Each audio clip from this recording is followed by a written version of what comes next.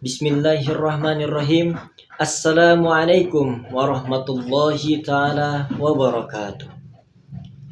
Alhamdulillah. Alhamdulillahilladzi an'amana bini'matil imani wal islam. Ashhadu an la ilaha illallah wa ashhadu anna Muhammadan abduhu wa rasuluhu la nabiyya ba'da. Allahumma salli wa sallim ala sayyidina Muhammadin sallallahu alaihi wasallam wa ala alihi wa ashabihi wa man tabi'ahum bi ihsanin ila yaumiddin. Amma ba'd. Rabbi shrah li sadri wa yassir li amri wahlul 'uqdatam min lisani yafqahu qawli. Sahabat fillah, dengan ini saya ucapkan marhaban ya Ramadan. Kita telah didatangi oleh bulan suci Ramadan. Sebagaimana semua orang telah tahu betapa besar, betapa berkahnya, betapa mulianya bulan suci Ramadan ini.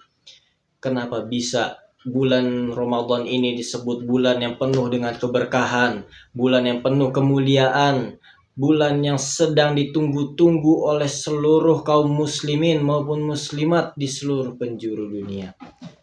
Sahabat fillah yang dirahmati oleh Allah Subhanahu wa taala. Ada beberapa macam orang yang menyambut datangnya bulan suci Ramadan. Di antaranya ada orang yang sangat gembira, orang yang bahagia, senang dengan datangnya bulan suci Ramadan. Siapa mereka?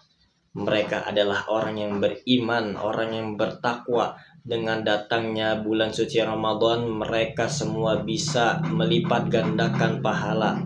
Dan lebih tepatnya Allah akan melipat gandakan pahala-pahala mereka. Semua perbuatan yang mereka jalani di dalam bulan suci Ramadan ini, insya Allah Allah akan lipat gandakan pahala-pahala mereka. Ada pula orang yang menyambut bulan suci Ramadan, yakni orang yang gembira tapi bersedih dengan datangnya bulan mulia ini.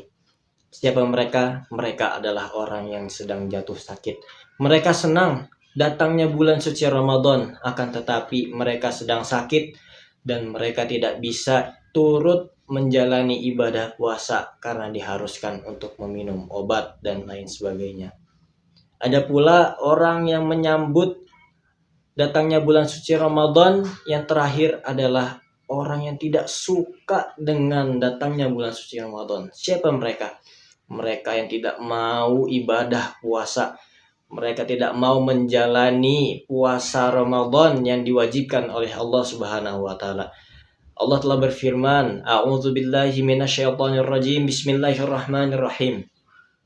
Ya ayyuhalladzina amanu kutiba 'alaikumussyam kama kutiba 'alal ladzina min qablikum la'allakum tattaqun. Shadaqallahul azim. Allah telah berfirman bahwasanya puasa itu wajib. Akan tetapi mereka tidak suka karena harus menahan lapar, menahan haus, dan tidak makan sepanjang harinya. Maka dari itu mereka adalah golongan yang tidak menyukai datangnya bulan suci Ramadan. Maka kita termasuk ke golongan yang mana dengan datangnya bulan suci Ramadan? Sahabat fillah yang semoga selalu dirahmati Allah dan selalu dapat lindungan dari Allah Subhanahu wa taala. Ada beberapa amalan, ada beberapa perbuatan yang mungkin bisa teman-teman lakukan ketika bulan suci Ramadan. Di antaranya yang pertama mungkin ada, yakni membaca Al-Quran di bulan suci Ramadan. Kenapa bisa membaca Al-Quran? Bayangkan saja teman-teman, jika kita membaca satu huruf saja dari ayat Al-Quran, kita mendapatkan satu pahala. Jikalau satu huruf saja mendapatkan satu pahala, apabila kita menghatamkan satu juz dalam Al-Quran, sudah berapa huruf yang kita ucapkan? Dan itu masih dilipat gandakan oleh Allah. Kenapa? Karena di bulan suci Ramadan ini, segala perbuatan akan dilipat gandakan oleh Allah Subhanahu wa taala. Segala perbuatan baik akan dilipat gandakan oleh Allah Subhanahu wa taala. Dan itu baru satu juz. Apabila kita menghatamkan 5 juz dalam sehari, Masya Allah, Sudah berapa banyak pahala yang kita kumpulkan hanya dalam satu hari dengan membaca Al-Quran saja. Belum lagi dengan pahala-pahala lain, berbuat baik, membantu sesama yang lain, dan lain sebagainya. Ada pula yang kedua, amalan yang bisa kita jalani di bulan suci Ramadan, yakni adalah menjalani ibadah puasa. Karena sedang di dalam bulan suci Ramadan, maka kita menjalani ibadah puasa. Kita menahan lapar, kita menahan haus. Bukan cuma menahan lapar dan haus, kita menahan segala pandangan dari yang tidak dibolehkan. Kita menahan nafsu kita menahan lidah kita untuk tidak membicarakan orang lain, tidak menggibahi orang lain di bulan yang suci ini. Ada pula amalan yang lain, yakni yang ketiga mungkin ada, yakni bersedekah. Jika kita bersedekah kepada orang, kita sangat ingin bersedekah berapapun itu, entah itu 100 perak, entah itu 200 perak, entah itu 500, 1000, dan semua, atau itu 10.000 kah atau 20.000, tapi dengan niat tulus mengharapkan ridho Allah Subhanahu wa Ta'ala, insya Allah Allah akan masukkan dia ke dalam list yang mendapatkan dilipat gandakan pahala oleh Allah Subhanahu wa Ta'ala. Maka dari itu kita patut bersyukur atas datangnya bulan suci Ramadan, yang mana bulannya penuh berkah, bulan yang mulia. Kita bisa dilipat gandakan pahala dan kita dapat terus berlomba-lomba dalam menjadi yang terbaik dalam versinya Allah Subhanahu wa Ta'ala. Adapun amalan yang lain yang bisa dapat teman-teman lakukan itu bisa jadi menjaga lisan. Kenapa menjaga lisan?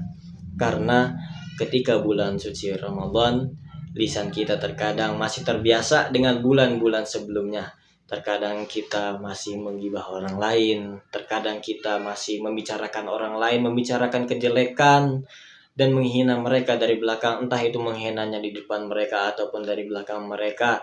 Tapi naudzubillah, semoga kita semua tidak menjadi dalam golongan yang kita sebutkan tadi, dan semoga kita semua selalu dalam lindungan Allah Subhanahu wa Ta'ala.